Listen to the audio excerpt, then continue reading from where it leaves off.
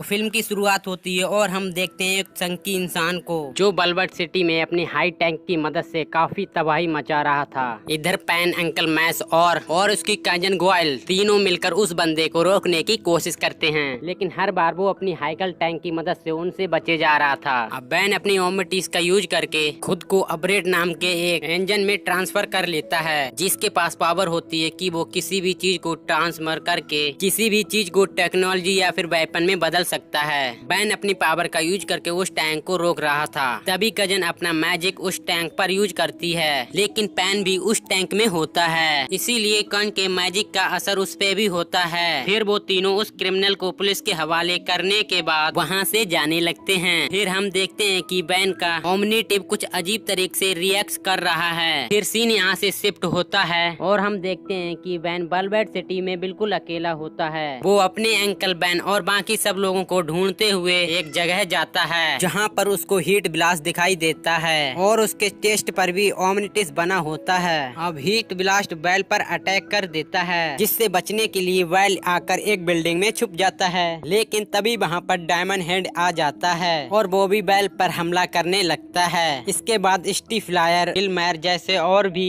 Aliens bill पर attack करने लगते हैं। बैन उनसे खुद को किसी तरह से बचाता है। फिर वहाँ पर भी बिग नाम का एक बहुत बड़ा एलियन आ जाता है और वो बिल को पकड़कर उससे कहता है कि उसका होमवर्क कहाँ है। और फिर हमें पता चलता है कि ये सब एक बेल का सपना था जो वो अपने क्लासरूम में सोते टाइम देख रहा था। तभी वैन के टीचर वैन से उसका होमवर्क मांगते हैं। जब वैन अपने बैग से उसका अपना होमवर्क निकाल रहा था, तभी उसके ओमनिटिस से एक अजीब सी रोशनी निकलती है और उसका होमवर्क गायब हो जाता है। इसके बाद बैन के क्लास के लड़के बैन को कुछ उंगली करने लगते हैं और उसको स्कूल के लॉकर रूम में बंद कर चले जाते हैं। जिसके बाद बैन खुद को ओमनिटिस के हीट ब्लास्ट में ट्रांसफर करके खुद को उस लॉकेट से फ्री कर लेता है। अब इधर टीचर वैन का होमवर्क ना करने से उसकी कंप्लेंट उसके मॉम डैड से कर देते हैं, जिसके कारण वैन के मॉम डैड वैन को पनिशमेंट देते हैं कि आज से उसके घर से बाहर जाना बंद। और फिर वैन अपना होमवर्क कर रहा था, तभी उसके वैनिटेज से एक अजीब सी रोशनी निकलती है और उसका लैपटॉप उसकी टेबल पर से गायब हो जाता है। अब वहाँ पर ट्रैकिस आ जाता है और अब वो वैन से कहता है कि हस्बैंड ने उसको किसी और अर्जेंट काम से बुलाया था, अर्थ पर बुलाया था, लेकिन जब वो यहाँ पर आया तो हस्बैंड उसको अपने साथ लेकर चला जाता है। उसके बाद वैन और ट्रैकिस मिलकर उस प्लेस पर जाते हैं जहाँ पर हस्बैंड ने उसको मिलने के लिए बुलाया था। अब वैन आसपास के एरिया में हस्बैंड को खोजने लगता है, तभी उसके ओमनिटेज से वही रोशनी निकलती है, जिसके कारण उसके सामने आ रहे एक ट्रक से उसका एक्सीडेंट हो जाता है। जब वैन उस ट्रक के पास जाकर देखता है तब उसे वहाँ पर कोई नहीं दिखाई देता, लेकिन तभी वहाँ पर विविक आ जाता है और वो वैन को मारने ही जा रहा था। तभी टर्टिस वहाँ पर आकर उसको बचा लेता है। अब बैन हीट ब्लास्ट बनकर विवेक से मुकाबला करना चाह रहा था, लेकिन ओमनीसिट उसे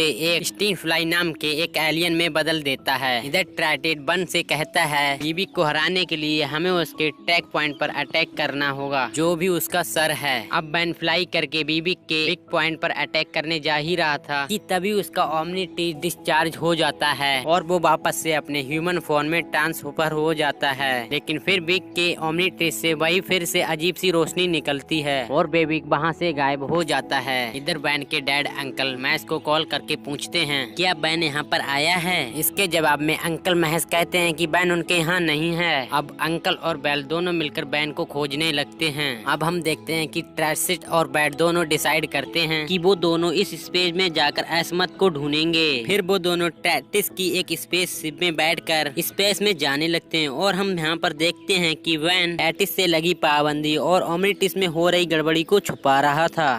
स्पेस में जाने से पहले वैन पर लगी ओमनिटिस में कुछ सटीक कर देता है। इधर स्पेस में उनके शिप पर कोई ब्लास्ट कर देता है। अब वैन एक डायमंड ट्रांसमिशन में होकर खुद को मरने से बचा लेता है। अब कॉइन अपने मैजिक का यूज करके अंकल मैस के साथ उस जगह जाती है जहाँ पर बैन और बेबी के बीच में फाइट हुई थी। अब वहाँ पर ग्वेन को वही ट्रक मिलता है जिसे देखकर वह कहती है कि यह कोई नॉर्मल ट्रक नहीं है। अब वो ट्रक पर अपने मैजिक पावर का यूज करती है, तब हमें पता चलता है कि ये कोई नॉर्मल ट्रक नहीं, एडमक की स्पेजिव होती है। इधर बेल की ओमनीटिव डिस्चार्ज होने लगती है, लेकिन इस बार वैन ओमनीटिव के डिस्चार्ज होने पर वह अपनी ह्यूमन में ना आकर फोरस नाम के एक एलियन में ट्रांसफर हो जाता है। दरअसल दोस्तों टेटिस ने वैन की एक ओमनीटिव में एक सेटिंग कर दी थी, जिसके कारण वह अपने ह्यूमन फॉर्म में वापस ना आ जाए, क्योंकि ये उस टाइम वैन के लिए काफी खतरनाक साबित हो सकता था। इधर वैन के सामने ऑब्जेक्ट जैसे दिखने वाले एक एलियन आ जाता है और उन दोनों के बीच में बहुत ही खतरनाक फाइट होती है। अपग्रेड बार फाइट के बीच में बेबिक के बारे में पूछ रहा था। इस पर वैन कहता है कि आखिर तुम हो कौन और ये सब मुझसे क्यों पूछ रहे हो। इसी बीच वैन हैजमर का नाम ले लेता है और अपग्रेड उससे पूछता है कि तुम हैजमर को कैसे जानते हो, और फिर वो दोनों आपस में फाइट करने लगते हैं और फिर वो दोनों फाइट करते हुए एक लोकेशन से दूसरी लोकेशन में टेलीपोर्ट भी होने लगते हैं। इधर टेटिस अंकल महेश और वेल के पास आ जाता है। अंकल महेश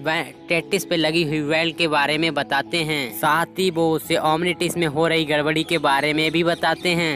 अब वैन हीट ब्लास्ट में ट्रांसफर होकर अपगेस्ट से फाइट करने लगता है, लेकिन अपगेस्ट हीट ब्लास्ट पर भारी पड़ रहा था। इसकी वजह से वैन खुद को ग्रेट मैटर नाम के एक एलियन में ट्रांसफर कर लेता है, वहाँ से भाग जाता है। इधर ट्रक को चेक करते समय अंकल मैस को कंफर्म हो जाता है कि एसमस का ही सेफ है, जो वेल की ओमनीटिस को ट्रैक कर रहा था, और उसे ट्रैक करते समय उसका वेल्स एस्लेट हो गया था और फिर एडमिट्स उस शिप से गायब हो गया था, और फिर वहाँ पर वही ईमेल बेबी आ गया था। इधर वैन वापस अपने घर चला जाता है, लेकिन अपग्रेड वैन को ढूंढते हुए अंकल महेश और टेटिस के पास पहुँच जाता है। अपग्रेड उनसे पूछता है कि बेबी कहाँ है। इस पर वो लोग पूछते हैं कि तुम कौन हो और बेबी को क्यों ढूंढ रहे हो। अब अपग्रेड उसे बताता है कि उसका नाम मेगा व्रॉड है और वो हस्बैंड का डैड है, और हस्बैंड को विविक ने मार दिया है, और इसीलिए वो उसको मारकर अपने बेटे की मौत का बदला लेना चाहता है। और फिर मेगा मॉफ उन पर हमला करने लगता है, जिसके कारण सिर्फ ड्रेस्टर होकर ब्लास्ट हो जाता है। लेकिन अंकल मैस, क्वेन और ट्रेटिस वहाँ से बचकर भागने में कामयाब हो जाते हैं। और फिर जब वैन घर वापस आ जाता है तो उसकी माँ उसका एलियन वाला रूप देखकर बेहोश हो जाती हैं, पर उसके डैड को अंकल मैस अपने टैंक की मदद से बेहोश कर देते हैं। अब ट्रेटिस ओपेसिटी की सेटिंग को चेंज करके उसको वापस नॉर्मल ह्यूमन बना देता है, लेकिन तभी वहाँ पर मेगा फोस्ट आ जाता है और बेग के ओपेसिटी से ठीक टाइम वही रोशनी निकलने लगती है और वो सब गायब होकर ओपेसिटी के अंदर आ जाते हैं। यर गन और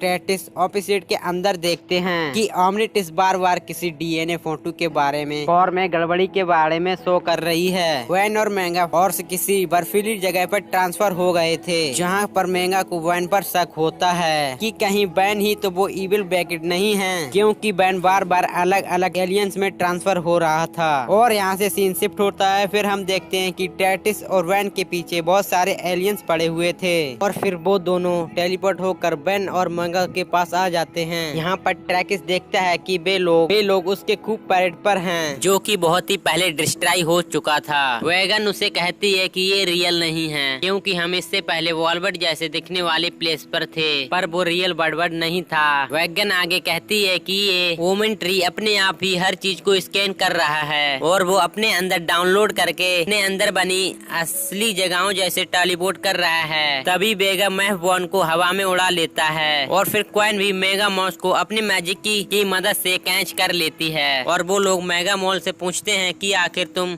हस्बैंड की मौत का बदला वैन से क्यों ले रहे हो। और फिर मेगा वैन से कहता है कि हस्बैंड का सेफ डिस्चार्ज होने से पहले ओमिट्रिस की लोकेशन शो कर रहा था, इसीलिए ही उसने ट्रेटिस के शिप पर भी हमला किया था। और वो कहता है कि उसने उस शिप में हस्बैंड का आखिरी वीडियो देखा तो उसने बेबी की शिप में उसको डिस्ट्रॉय कर दिया था, और इसीलिए वो बेबी से हस्बैंड की मौत का बदला लेना चाहता है। तभी वैन मेगा मॉक्स से कहता है कि उसने इविल बेबी को बहुत ही आसानी से हरा दिया था। इस पर वैन से पूछती है कि तुमने ई बीबी को कैसे हराया था। तभी बेग कहता है कि बीबी से फाइट करते टाइम मेरे ओमनीटिव से वही रोशनी निकली थी, और फिर भी अपने आप वहाँ से गायब हो गया गया था। तभी ऑमलेटो फिर से डीएनए कॉल में गड़बड़ी बताने लगती है और हम यहाँ पर देखते हैं कि इविल बेबी फाइट के दौरान फिर से टेलीपोर्ट होकर ऑपरेट सीट के अंदर आ गया था। अब मेगा मॉक बीबिक से फाइट करने लगता है। लड़कन को रियलाइज होता है कि अगर वो इसके टैंक पर मैजिक से हमला नहीं करती तो आज वो जिस सिचुएशन में है उस सिचुएशन में नहीं आना पड़ता।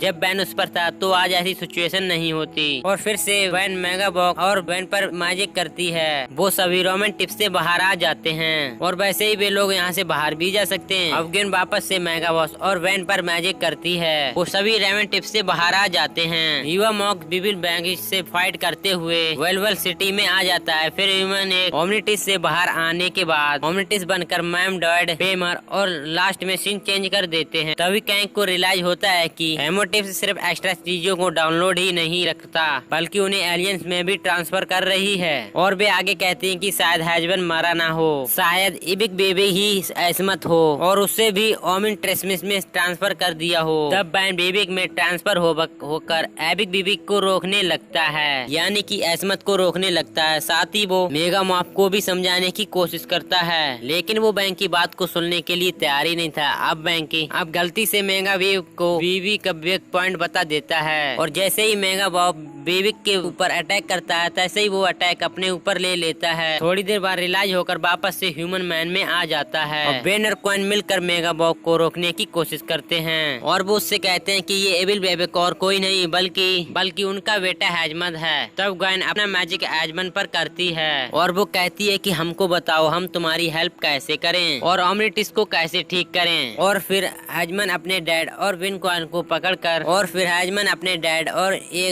को पकड़कर एक टूल का यूज करके ओमनिसिट और खुद को भी ठीक कर लेता है। और फिर हैजमन अपने असली रूप में आ जाता है और हमें यहाँ पता चलता है कि मेगा मॉर्फ कोई एलियन नहीं बल्कि हैजमन के द्वारा बनाया गया बैटल सूट था। इसकी वजह से वह अपग्रेड की तरह दिख रहा था। फिर हैजमन बेन को बताता है कि उसका ओमनी केज बहुत ही ज्यादा ओवर है और इसीलिए वो उसको ट्रैक करके यहाँ पर आया था। बेन उससे पूछता है कि आखिर ओमनी किस चीज से लोड होकर ओवरलोड हो गया था, लेकिन वो इसके इस सवाल को इग्नोर कर देता है। वो उन्हें कहता है कि कुछ टाइम के बाद आगे पता चल जाएगा। फिर बेन हैजमा से अपने मॉम और डैड को ठीक करने के लिए कहता है। हैजमन उसी माइंड टैग का यूज करके उन्हें भी वापस तौर पे नॉर्मल इंसान बना देता है। अब ट्रैकिंग हैजमत और हैजमत के डैड वापस अपने घर चले जाते हैं और बेन वापस अपनी नॉर्मल लाइफ जीने लगता है और यहाँ पर इस मूवी का एंड होता है। आपको मूवी का एक्सप्लेनेशन कैसा लगा हमें कमेंट करके जरूर बताएं। एंड वीडियो अच्छा लगा हो तो वीडियो को लाइक करें और चैनल पे नए हो तो प्लीज चैनल को सब्सक्राइब जरूर कीजिएगा ऐसे और वीडियोस देखने के लिए।